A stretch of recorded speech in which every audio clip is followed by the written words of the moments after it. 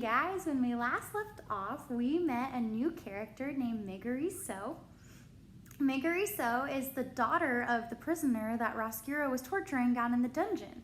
Do you remember the guy who traded his daughter for a red tablecloth, a hen, and a handful of candy? Well, it turns out now we're meeting his daughter.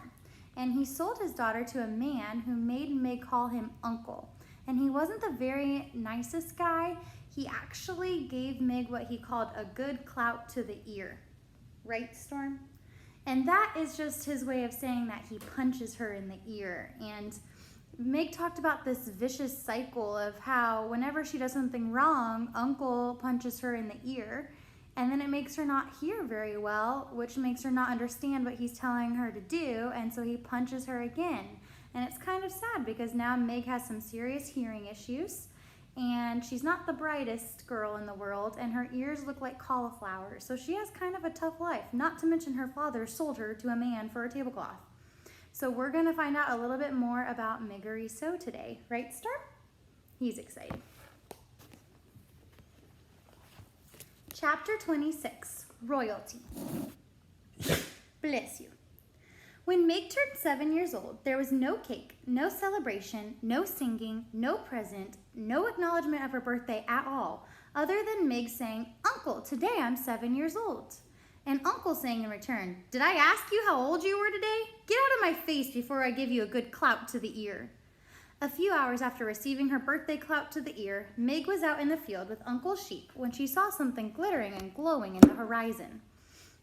She thought for a moment that it was the sun. But she turned and saw that the sun was in the west, where it should be, sinking to join the earth. This thing that shone so brightly was something else. Meg stood in the field and shaded her eyes with her left hand and watched the brilliant light draw closer and closer until it revealed itself to be King Philip and his Queen Rosemary and their daughter, the young Princess P. The royal family was surrounded by knights in shining armor and horses in shining armor. And atop each member of the royal family's head, there was a golden crown.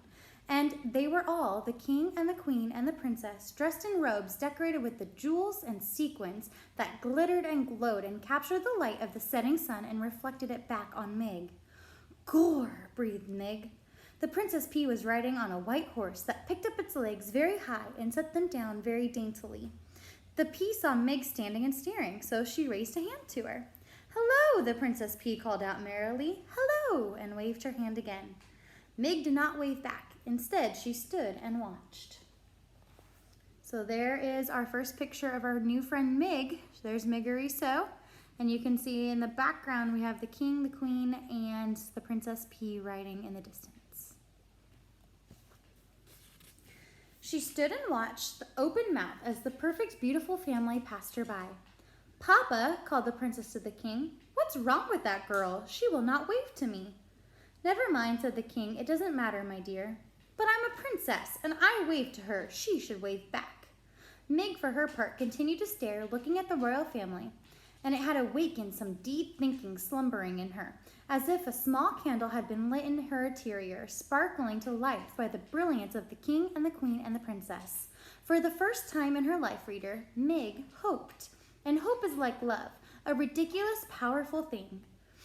Meg tried to name this strange emotion. She put a hand up to touch one of her aching ears and realized that the feeling she was experiencing, the hope blooming inside of her, felt exactly the opposite of a good clout.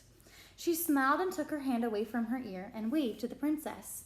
"Today's my birthday," Meg called out. But the king and queen and the princess were now too far away for her to hear. "Today," shouted Meg, "I'm 7 years old."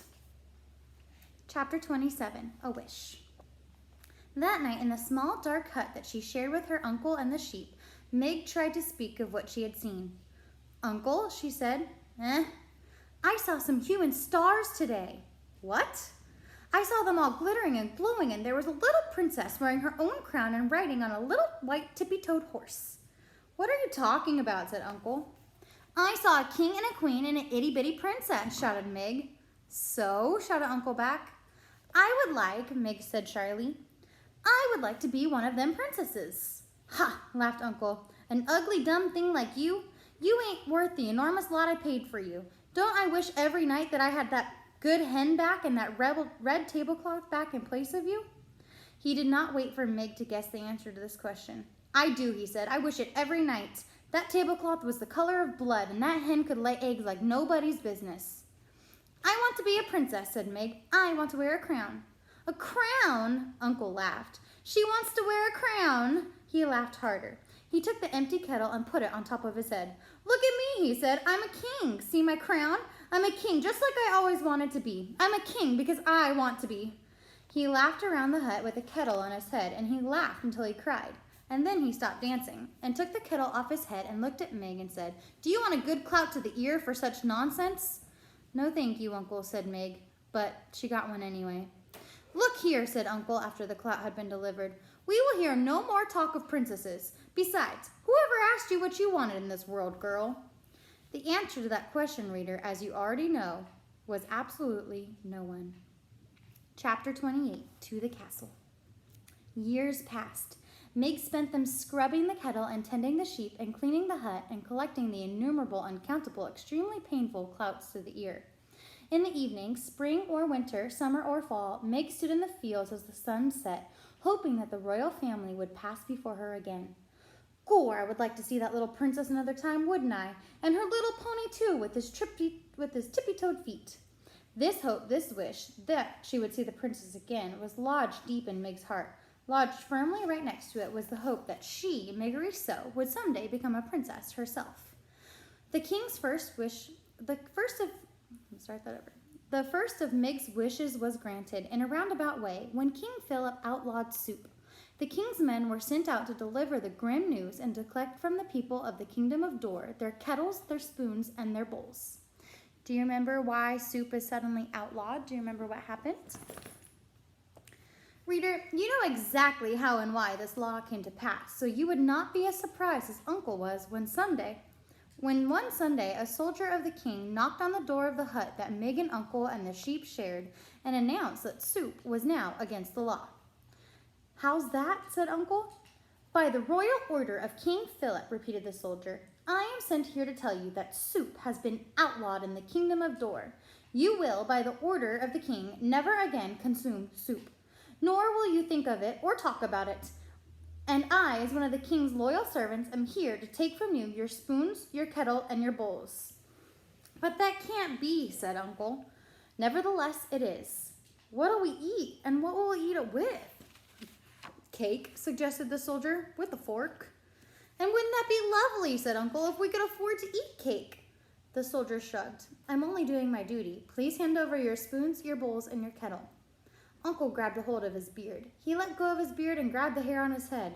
Unbelievable, he shouted. I suppose next the king will be wanting my sheep and my girl, seeing as those are the only possessions I have left. Do you own a girl? Said the soldier. I do, said Uncle. A worthless one, but still she's mine. Ah, said the soldier, that, I'm afraid, is against the law, too. No human may own another human in the kingdom of Dor. But I paid for her, fair and square, with a good hen, a handful of candy, and a blood-red tablecloth. No matter, said the soldier, it's against the law to own someone.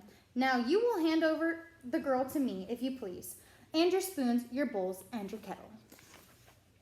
Or if you choose not to hand over these things, then you will come with me to be imprisoned in the castle dungeon. Which will it be? And that is how Xxviii came to be sitting in a wagon full of soup-related items next to a soldier of the king. Do you have parents? Said the soldier. I'll bring you back to them. Huh? A mom, said the soldier. Dead, said Meg. Your pa, shouted the soldier. I haven't seen him since he sold me. Right, I'll take you to the castle then. Gore, said Meg, looking around the wagon in confusion. You want me to paddle? I'll take you to the castle, shouted the soldier. The castle. The castle? Where the itty-bitty princess lives? That's right. Gore, said Meg, I'm going to be a princess too someday. That's a fine dream, said the soldier. He clucked the horse and tapped the reins, and they took off. I'm happy to be going, said Meg, putting a hand up and gently touching one of her cauliflower ears.